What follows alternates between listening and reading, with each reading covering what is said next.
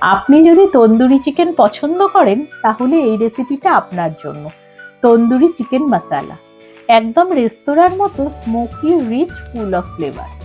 একটা প্যানে ধনিয়া, জিরে, গোলমরিচ আর কাশ্মীরি লঙ্কা ও শুকনো লঙ্কা ড্রাই রোস্ট করে একটু ঠান্ডা অবস্থায় ব্লেন্ডারে গুঁড়ো করে নিয়েছি। এবার এর মধ্যে কয়েকটা রসুন, আদা আর লাল লঙ্কা দিয়ে একটা পেস্ট বানিয়ে নিয়েছি।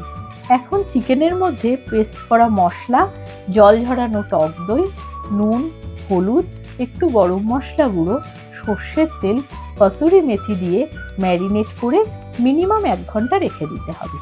এবার গরম তেলে এক এক করে চিকেনের পিসগুলো মিডিয়াম হিটে ফ্রাই করে নেব। চিকেন ফ্রাই হয়ে গেলে কড়াইতে তেল গরম করে ফাইনলি চপড পেঁয়াজ দিয়ে ভেজে নিলাম। এর মধ্যে হলুদ, বেশ খানিকটা কাশ্মীরি লঙ্কার গুঁড়ো, নুন দিয়ে ভালো করে কষিয়ে নিয়ে চিকেন ম্যারিনেটের বাকি মশলাটা দিলাম। কয়েকটা কাজু বাদাম বাটা দিয়ে আবারও খানিকটা সময় দিয়ে কষিয়ে নিতে হবে।